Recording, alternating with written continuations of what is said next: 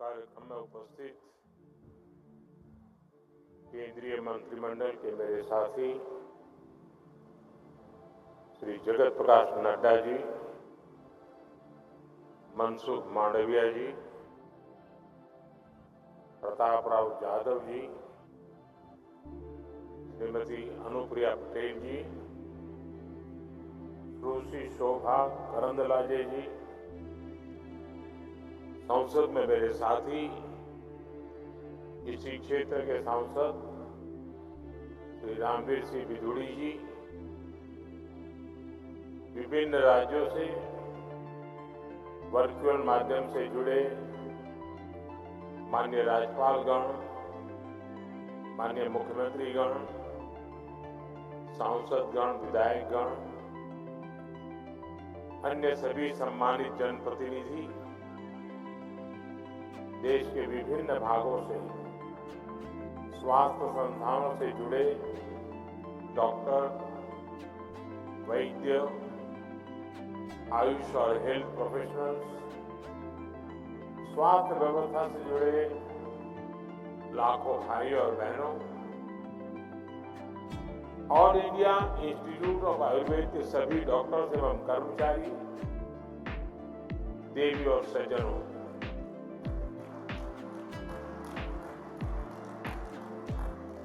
आज पूरा देश धनतेरस और भगवान धन्वंतरि की जयंती का पर्व मना रहा है।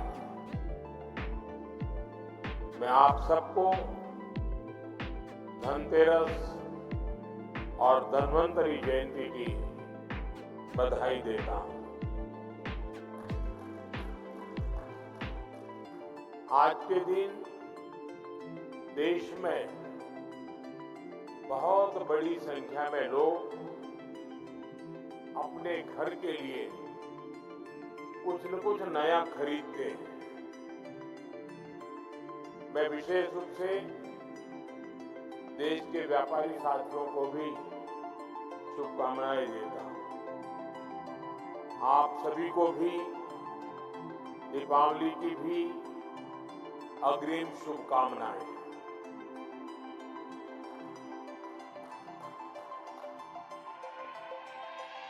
हमें से बहुत लोग हैं जिन्होंने बहुत दिवालियां देखी हैं।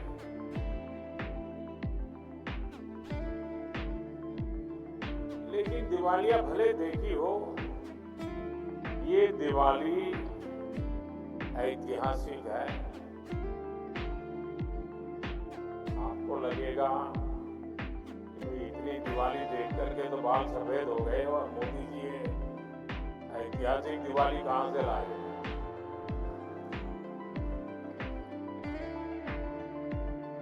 500 साल बाद ऐसा अवसर आया है जब अयोध्या में रामलला की जन्मभूमि पर बने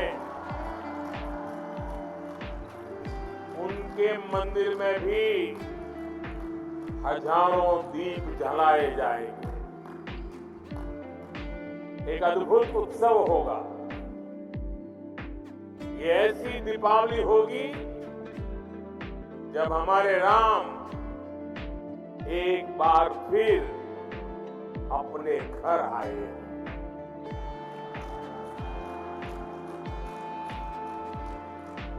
और इस बार ये प्रतीक्षा 14 वर्ष के बाद नहीं, 500 वर्षों के बाद पूरी हो रही है।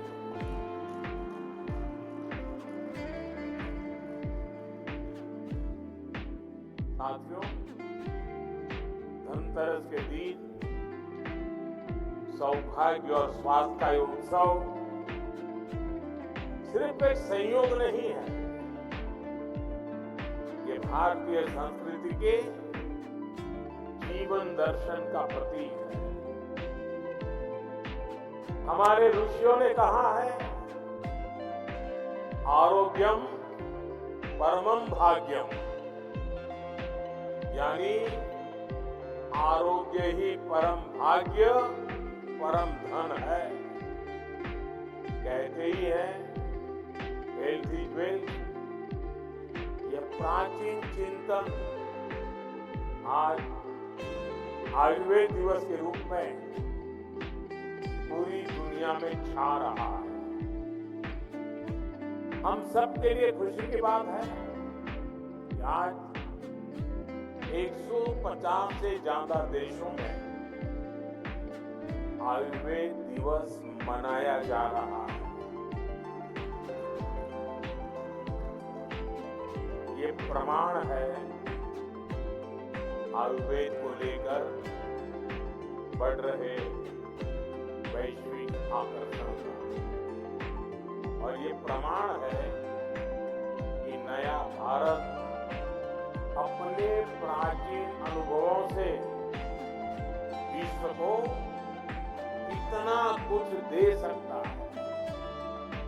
साथियों, बीते 10 वर्षों में देश ने आयुर्वेद के ज्ञान को मॉडर्न मेडिसिन के साथ जोड़कर स्वास्थ्य के क्षेत्र में एक नया अध्याय जोड़ा है। All India institute of Ayurveda इसका एक बड़ा केंद्र बना है। 7 वर्ष पहले आज ही के दिन मुझे इस इंस्टीट्यूट के पहले फेज को समर्पित करने का सौभाग्य मिला था। आज भगवान धन्वंतरी की जयंती पर ही मुझे इसके सेकंड फेज के लोकार्पण का अवसर मिल रहा है।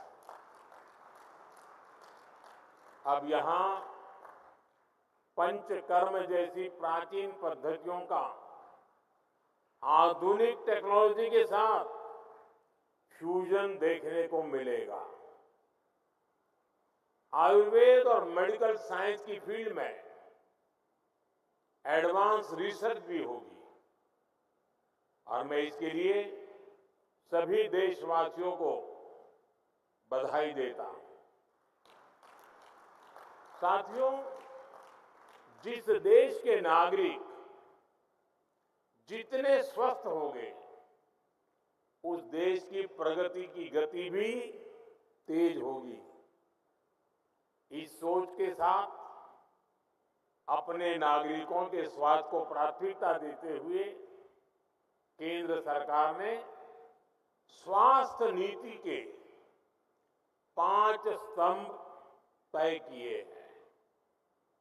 पहला, प्रिवेंटिव हेल्थ केयर, यानी बीमारी होने से पहले का बचाव।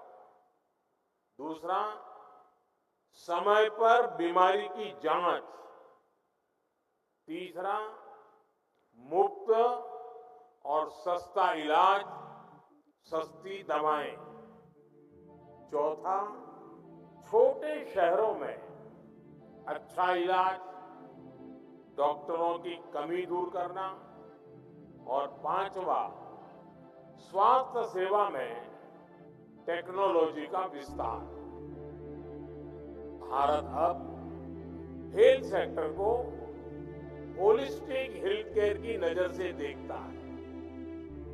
आज इस कार्यक्रम में इन 5 स्तंभों की मजबूत झलक दिखाई देती है। अब यहां लगभग 13,000 करोड़ रुपए की परियोजनाओं का उद्घाटन और शिलान्यास हुआ है।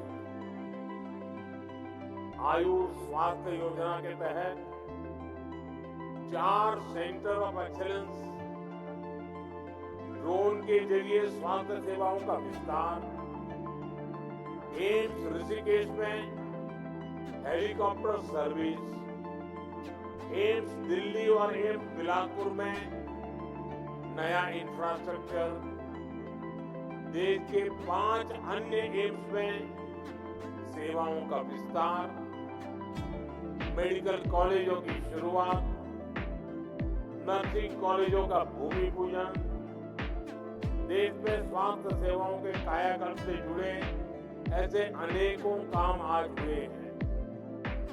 मुझे खुशी है इनमें से कई अस्पताल हमारे श्रमिक भाई बहनों के इलाज के लिए बनाए गए। ये अस्पताल हमारे श्रमिक वर्ग की सेवा के केंद्र बनेंगे।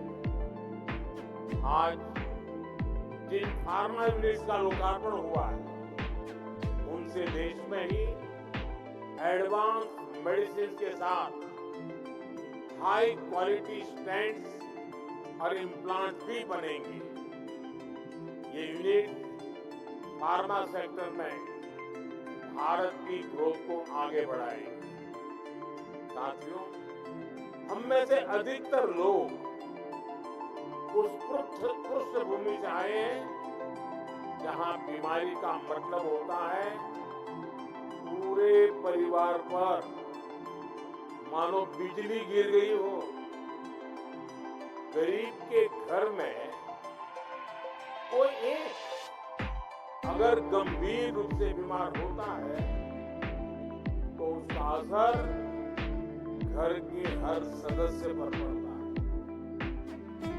एक समय था जब इलाज में लोगों को घर, जमीनें, गहने सब बिक जाते थे। गंभीर बीमारी के इलाज का खर्च सुनकर ही गरीब की आत्मा काम करती थी। बुजुर्ग मां सोचती थी कि अपना इलाज कराऊं या नाती पोते की पढ़ाई। बुजुर्ग पिता सोचता था अपना इलाज कराऊं या घर के खर्च दें। इसलिए गरीब परिवार के बड़े बुजुर्गों को बस एक ही रास्ता दिखाई देता, चुपचाप तकलीफ सहो, दर्द बर्दाश्त करो, चुपचाप मृत्यु का इंतजार करो। पैसे की कमी की वजह से इलाज ना करा पाने की वो बेबसी, बेचारी गरीब को तोड़ कर रख देती। मैं अपने गरीब भाई बहनों को इस बेबसी में नहीं देख सकता, इसलिए ही उस संवेदना में से, उस दर्द में से, उस पीड़ा में से मेरे देशवासियों के प्रति पूर्ण समर्पण भाव में से आयुष्मान भारत योजना ने जन्म लिया।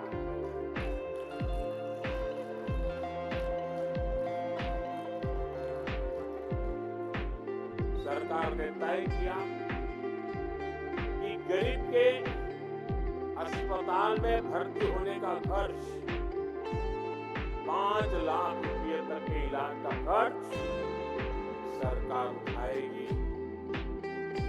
आज मुझे संतोष है कि देश में लगभग 4 करोड़ गरीबों ने आयुष्मान योजना का लाभ उठाया।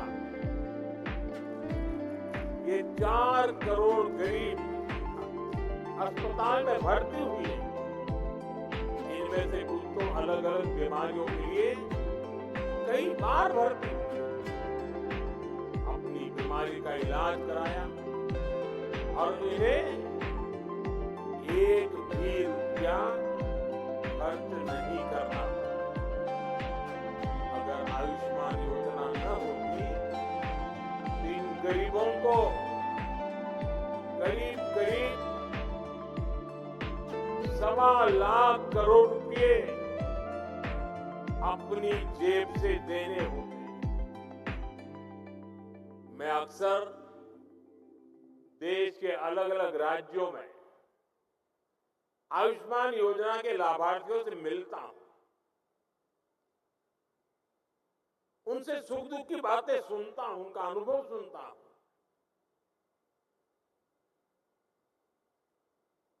और बात करते हुए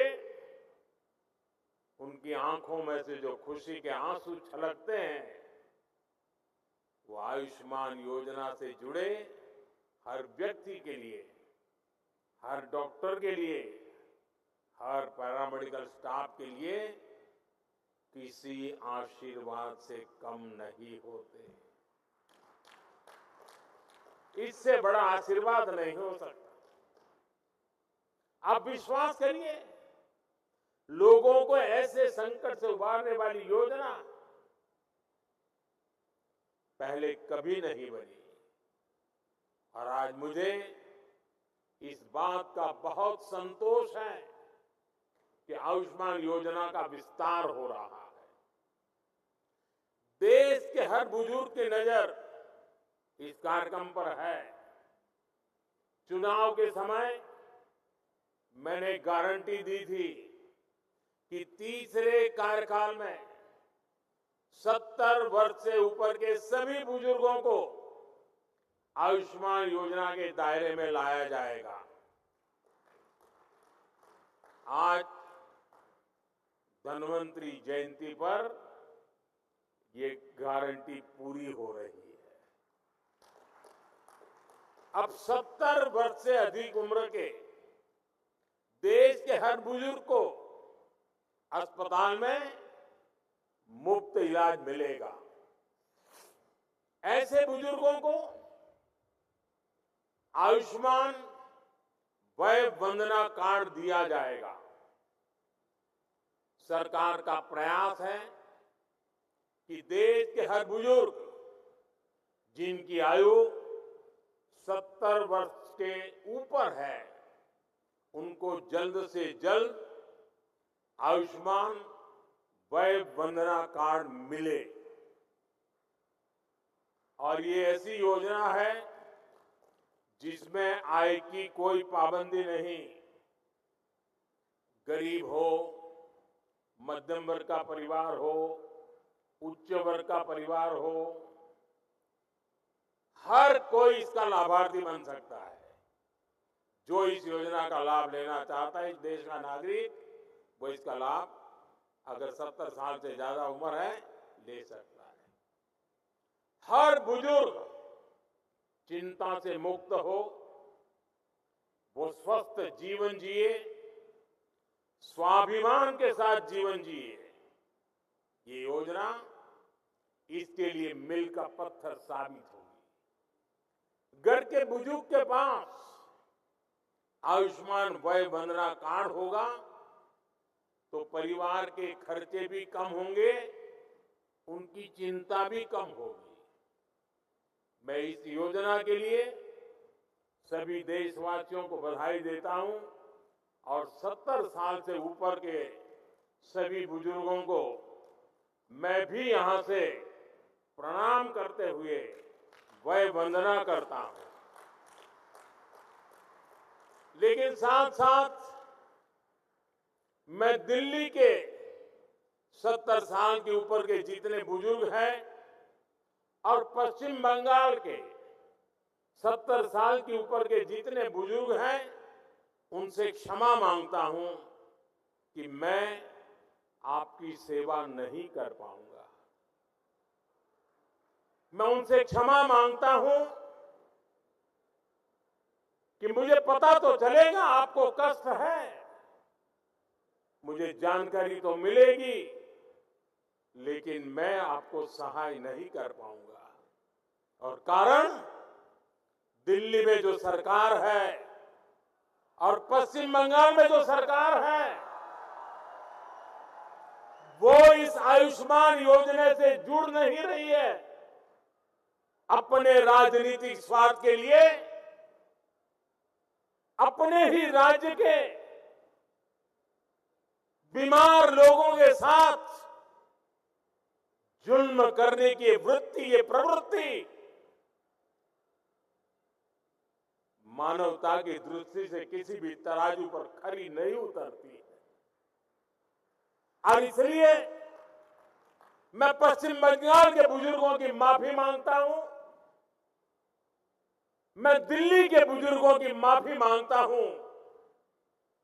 देशवासियों की तो सेवा कर पा रहा हूं, लेकिन राजनीतिक स्वार्थ की वृत्ति की दीवारें मुझे दिल्ली के बुजुर्गों की सेवा करने से रोक रही है।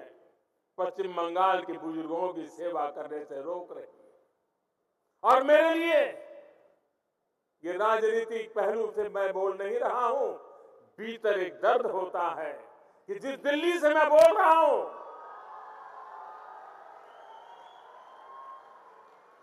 दिल्ली के भी बुजुर्ग मेरी बात सुनते होंगे।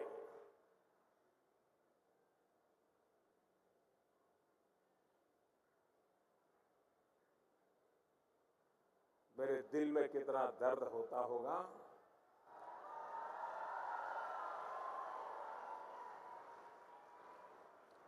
मैं शब्दों में बयान नहीं कर पाऊंगा। साथियों, गरीब हो, मध्यम वर्ग हो, सभी के लिए इलाज का खर्च कम से कम हो, ये हमारी सरकार की प्राथमिकता रही है। आज देश भर में 14,000 से ज्यादा पीएम जन औषधि केंद्र इस बात के साक्षी हैं कि हमारी सरकार कितनी संवेदनशीलता से काम कर रही है। जन औषधि केंद्रों पर 80% डिस्काउंट पर दवाइयां मिलती है।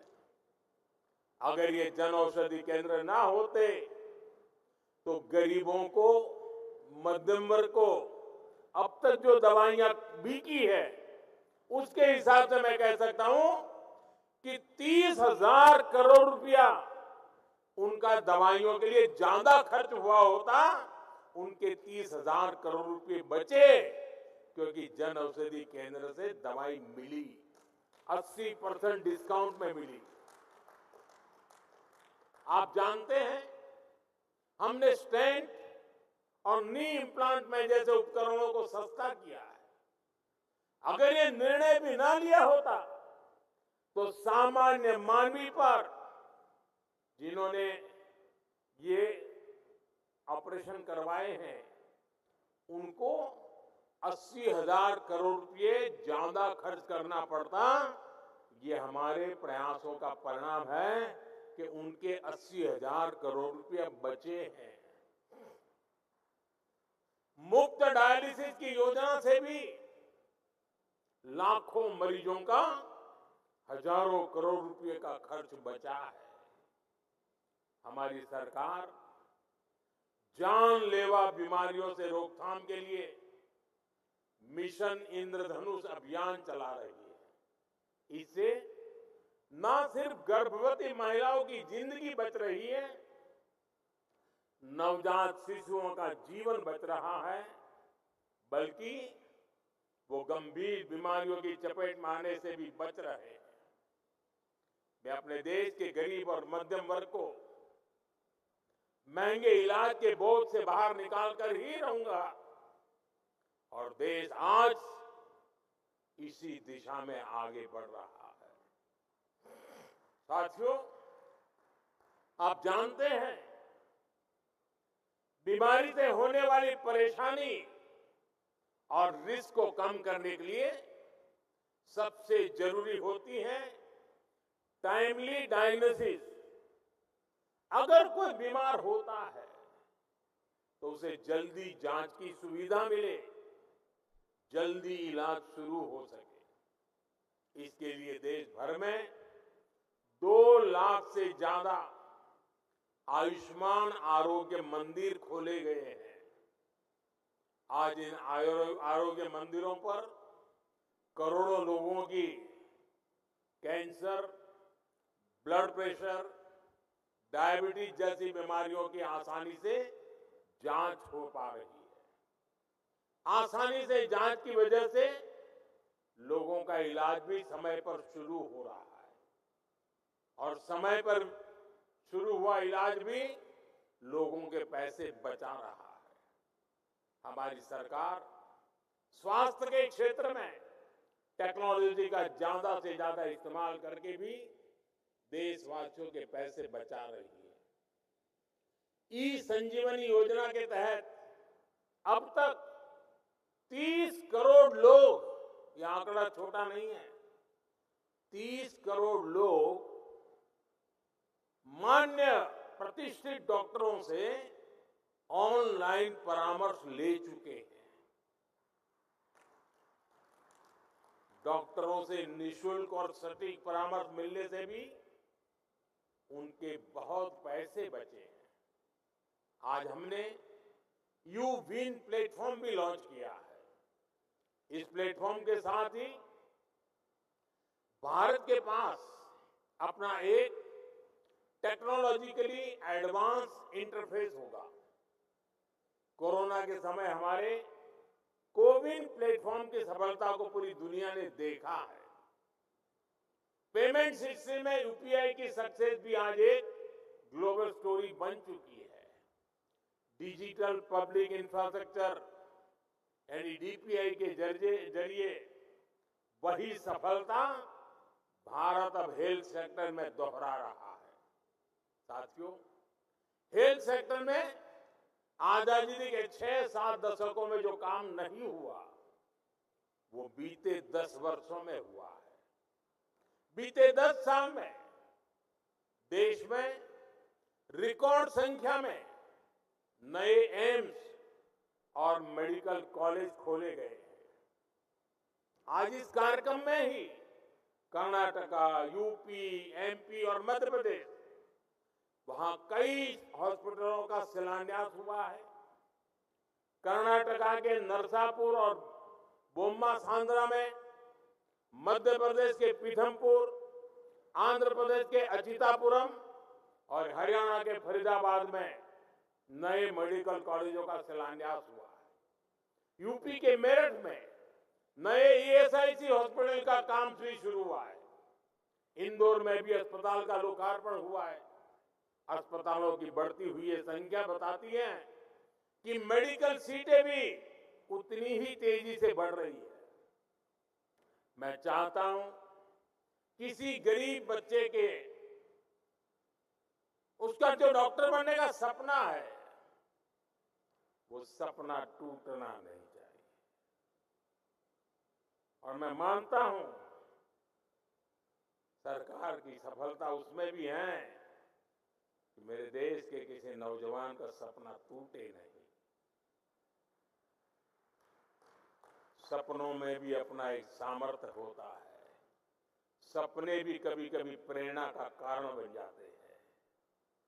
मैं चाहता हूं किसी मध्यम वर्ग के बच्चे को मजबूरी में मेडिकल की पढ़ाई के लिए विदेश न जाना पड़े। इसलिए पिछले 10 साल से भारत में मेडिकल सीटें बढ़ाने का एक अभियान चल रहा है।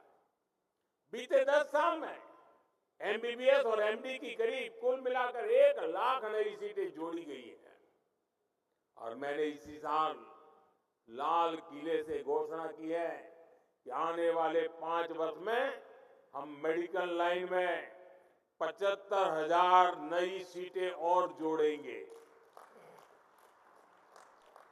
आप कल्पना कर सकते हैं गांव-गांव तक डॉक्टरों की पहुंच कितनी ज्यादा बढ़ने वाली है। साथियों, आज देश में 7.5 लाख से ज्यादा रजिस्टर्ड आयुष प्रैक्टिशनर हमारे यहां है। हमें ये संख्या भी और बढ़ानी है। इसके लिए भी देश में काम चल रहा है।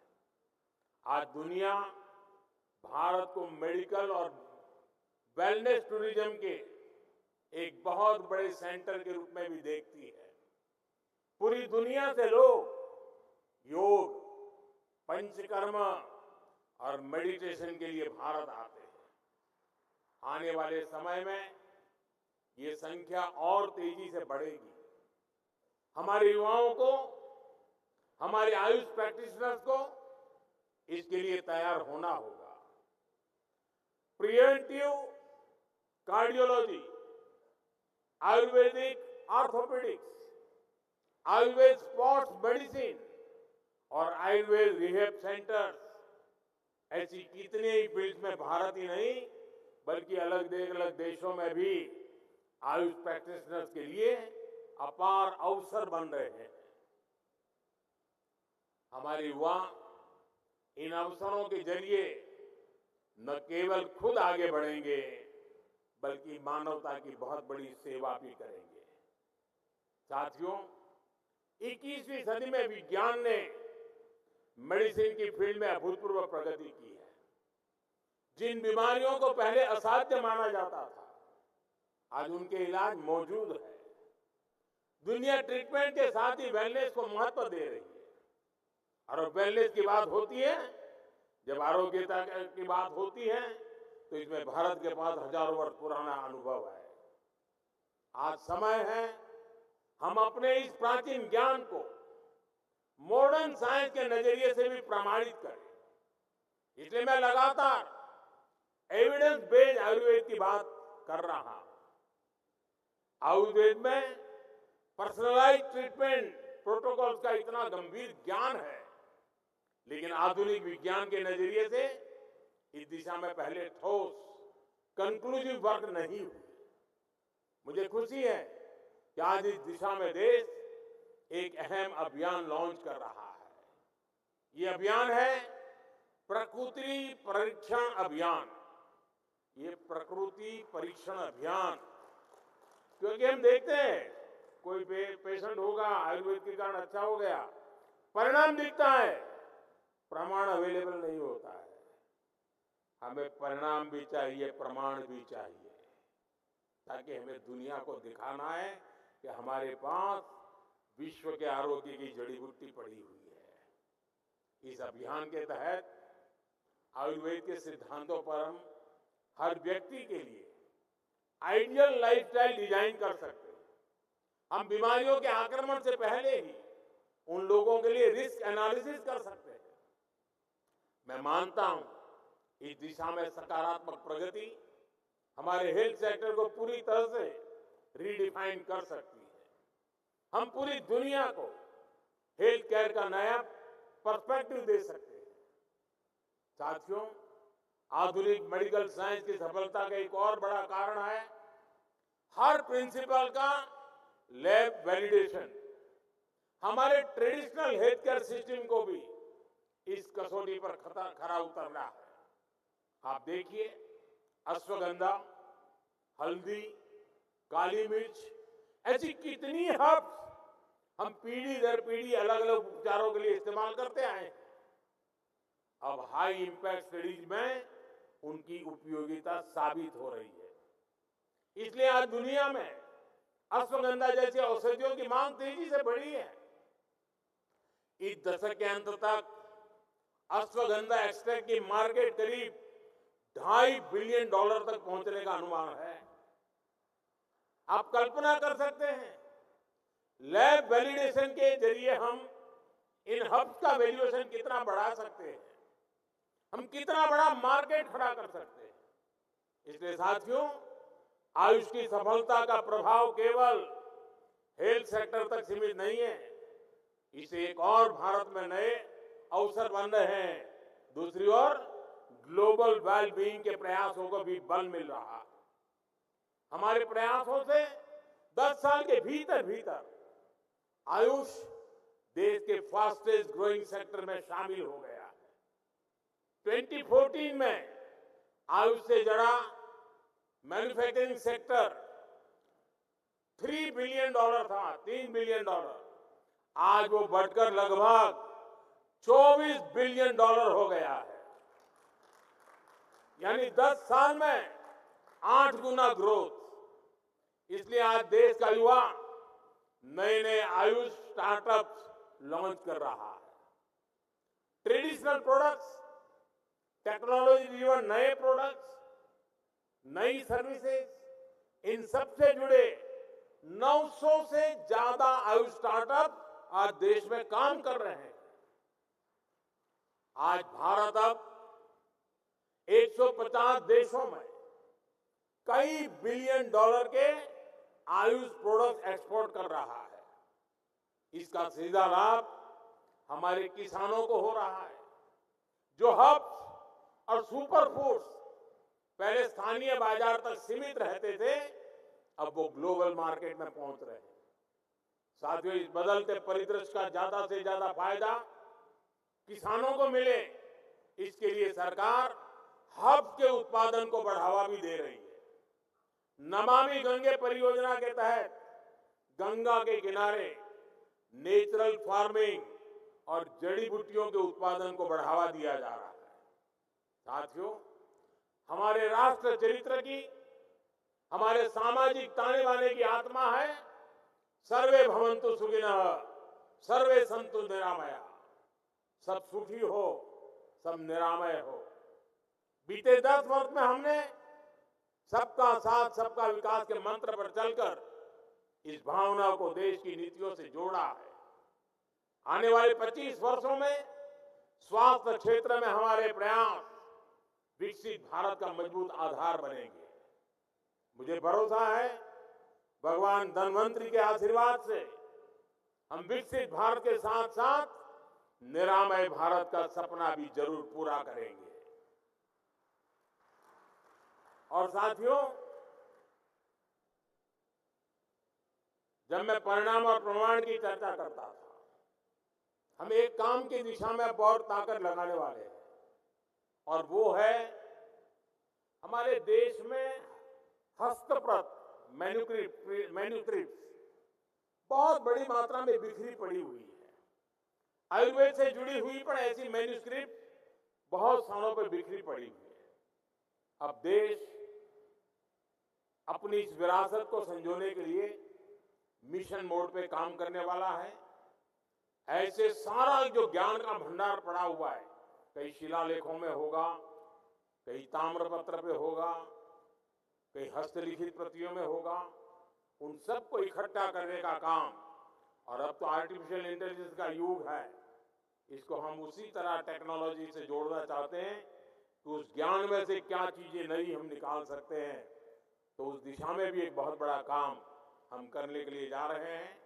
साथियों, आज के अवसर पर मैं फिर एक बार देश के 70 साल से ऊपर के सभी महान बुजुर्गों को वंदना करते, उनको प्रणाम करते हुए आप सबको बहुत बहुत बधाई देता हूं। धन्यवाद।